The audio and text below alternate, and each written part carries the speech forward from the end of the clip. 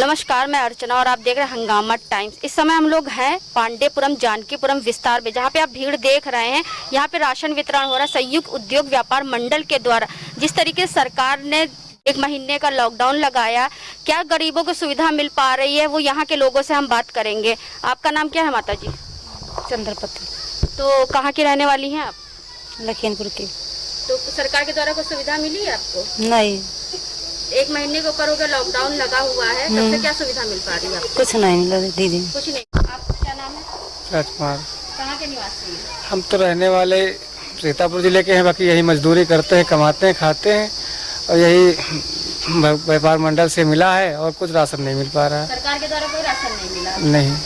आपका नाम क्या है? विजय कुमार। कहाँ के निवासी हैं? अटरिया के निवासी हैं। यहाँ मजदूरी करते हैं। राशन कार्ड बनाए हो? राशन कार्ड बना, लेकिन राशन कार्ड से राशन नहीं मिलता। व्यापार मंडल से हमें सुविधा मिलती है राशन बस वही।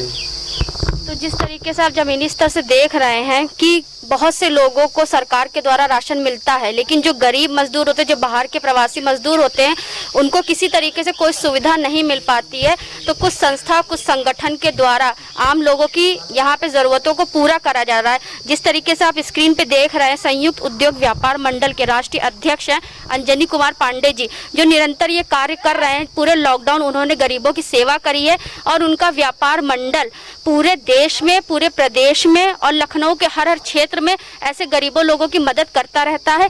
तो हम अभी बात करेंगे अंजनी कुमार जी से कि ये सेवा कब से चल रही है और उनका संगठन कितने क्षेत्रों में कार्य कर रहा है।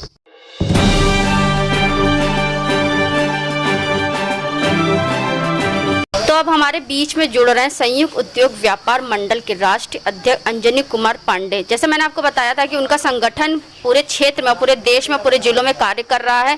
तो उनसे बात करते हैं कि कैसे कैसे उनका संगठन कार्य कर रहा है और किन किन क्षेत्रों में कार्य कर रहा है। बहुत बहुत स्वागत है आपका सर।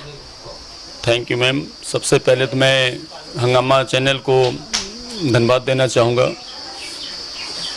मैम, जैसे कि मैंने कोरोना महामारी के शुरुआत में कहा था कि जो भी ज़रूरतमंद हैं, जहाँ भी उनको राशन, खाना, दाना पाने की ज़रूरत है, मैंने सारे इकाई अध्यक्षों से भी अपने इस बात के लिए अपील किया था कि हर क्षेत्र में उन ज़रूरतमंदों को वॉच किया जाए, ध्यान दिया जाए कि जिनको वाकई में नीड है, ज़रूरत है और राशन उनको पर्याप्त मात्रा में नहीं मिल पा रहा, उनके घर में खाने की दिक्कत हो रही है, परेशानी हो रही है।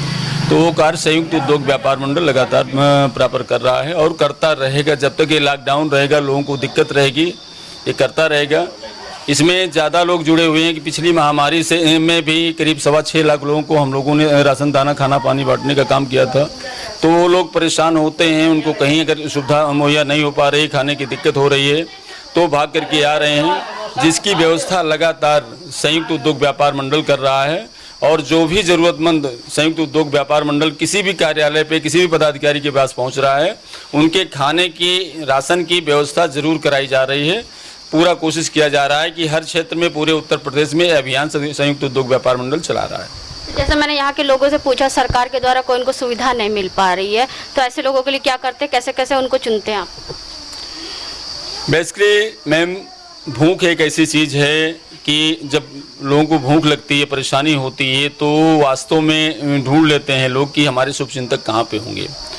और दूसरी चीज़ है कि करीब 360 व्यापार मंडल की इकाइयाँ हैं, इकाई अध्यक्ष हैं आपके, जो अपने क्षेत्रों को चिन्हित करते हैं, वो अपनी जिम्मेदारी का निर्वहन करते हैं। उनके नीचे 11 लोगों की कार्यकारिणी है, अन्य पदाधिकारी हैं।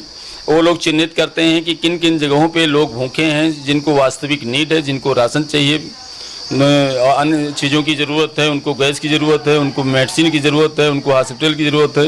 तो इन सब कार्यों को करने में संगठन के सभी पदाधिकारियों को पुनीत लगता है, एक परोपकार लगता है।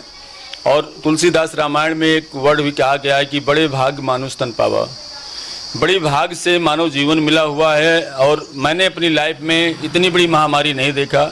और इस महामारी में अगर कोई जिम्मेदार आदमी अपनी जिम्मेदारी से हटता है, तो मुझे तो नहीं लगता है कि उसके अंदर मानवता है या वो मानव है। तो जिस तरीके से लॉकडाउन दिन प्रतिदिन बढ़ रहा है, अगर आने वाले समय में अगर लॉकडाउन और बढ़ता है, तो आपका संयुक्त उद्योग व्यापार मंडल अन्य लोगों के लिए किस तरीके से लोगों को जागरूक करेगा और कैसे कैसे सुविधा पहुँचाएगा?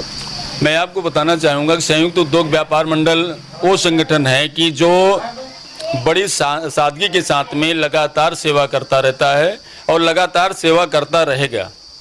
लॉकडाउन चाहे जितने दिन का हो जाए, जहाँ तक मतलब मेरी शक्ति है, संयुक्त उद्योग व्यापार मंडल के राष्ट्रीय अध्यक्ष होने के नाते मैं सबसे बराबर अपील करता रहूँगा और सभी पदाधिकारियों से इस बात के लिए कहता रहूँगा कि आप जितना सहयोग कर सकते हैं, आप अपनी रोटी में से आधी रोटी कर दीजिए, आप अपनी रोटी में से अपनी चौथाई रोटी कर दीजिए, आप अपने सुख में से अपना सुख कम कर दीजिए, लेकिन आपके अगल बगल आसपास पड़ोस कोई भूखा रहने न पाए।